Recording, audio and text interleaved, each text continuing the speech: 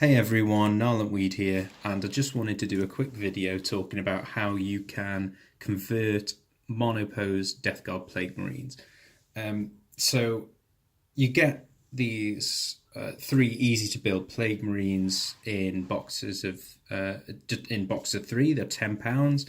They're really nice models. I really like them. You don't even need glue to put them together. It's really good if you want to just get into the hobby and build them. Following the instructions that are in the box, it's great. But the thing is, they all come with these specific weapon options. You get a guy with a bolter, you get a guy with a blight launcher, and you get a champion who's got a plasma gun and a power fist. Really good. But if you're going to be buying more than one box, you're going to have a lot of leftover blight launchers and a lot of leftover power fists and stuff if you don't want to use those, or maybe you can convert them up to have different weapon options, which is what I'm going to show you today. So this is the basic sort of bolter plague marine. He's a really cool model. The thing with these newer models is that Games Workshop switched from kind of hand sculpting their models to CAD, this computer aided design. So they build 3D models now, and then they slice them up digitally to put them on the sprue. Now that is really cool if you want to make it. I mean, the details on these models are, I started collecting 40k in the 90s, and the detail on these models is insane compared to what they used to get with the old hand sculpts. But it does mean, unfortunately, that when they slice them up digitally to put them on the sprue, it's not always intuitive to be how you'd build them. You kind of get these weird things where bodies get sliced up with legs, or you've got your like they're not as modular as the old hand sculpts. So converting them is a bit more challenging. So that's that guy. He's not been converted at all. There's something really easy you can do if you want to convert these Marines. So this guy normally has a blight launcher on this arm here. So all I've done, it's just one piece changed. You just swap his blight launcher, and I've just swapped it for this bolt gun where he's slung it over his shoulder. And he looks like he's sort of chilling out before march, or he's kind of marching up before he's going to shoot someone. So I really like that kind of relaxed pose he's got, and it's just a little bit different to the normal Marine you get with the blight launcher.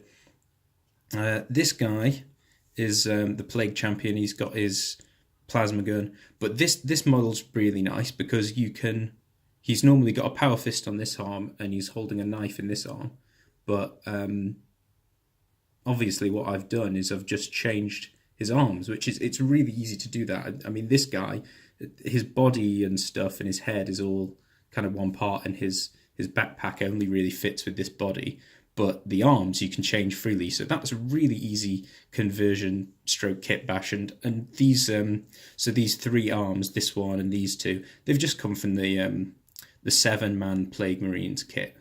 So that's something a bit easier that you can do. But if you want, more specific weapons options, you can, you're gonna have to start getting your clippers and your knife and your file out and start hacking away. So one of the things I did with this guy, his head is separate, so you can swap his head, but these arms are all attached. So what I did was I kind of sliced under here with this shoulder and took this gun away, and I made a Plague Marine out of this body. He's got an axe and a bubotic axe and a plague sword. So this is it looks pretty different from the guy with the bolt gun. So it's a head swap. This is a new arm with the axe, again from the Plague Marines kit, and I did have to do some filing of this arm to get this hand to fit. You might be able to see the join in there if you look carefully. but the overall effect and the pose I'm really happy with. The other thing is that normally when you build this guy, he has 3 pins. He has 1 in each arm, but he's also got a pin in his chest here, which I've just covered up with this Nurgle symbol, and I think I've chopped that off of a Plague Marine backpack and just fixed that on. So that's something you can do.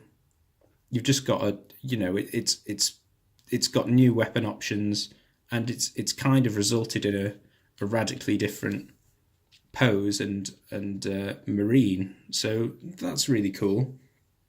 I was really happy with that one. So this guy, I also converted another one of these. Changing this arm is easy enough. I just changed it for this Mace of Contagion arm, which is fine. But this arm, which is just this kind of tentacle, I chopped that away because he's not holding anything, and I couldn't really think of a way for it to look cool for him to hold like an axe in any way. So this guy with a Mace of Contagion and Bubotic Axe, I've just chopped that arm again below the shoulder, like the same as with the other guy, and I've given him an arm from the Plague Marines kit. Now I did hide the join with this little bit of chainmail, which again comes from the Plague Marines kit, just to make that look a bit more tidy. I mean, this guy has a little bit of chainmail on his arms. I don't know if you can probably see it there, but just to give him a little bit more detail there. But again, I quite like this pose. It's like he's just swung his axe, maybe.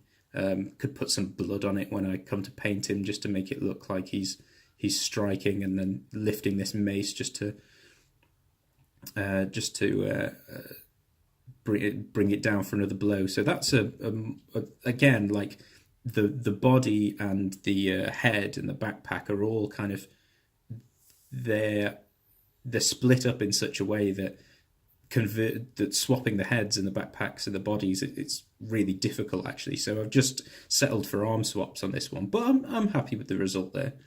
And then the Plague Champion, I mean, I did have one of the things with the Plague Marine, the 7-man kit, is you get a lot of spare arms with these melee weapons and stuff, but you also get a lot of, they have alternate torsos, so and lots of spare heads. So one of the things I tried to do with this guy was this front of the torso and the head is one piece, so I took that away, and I tried to replace it. So this is the torso from the Champion Plague Marine, and it's a head from I think it's from like the Dark Imperium Plague Marines, and it took quite a lot of sort of filing and clipping to get this front the body to fit.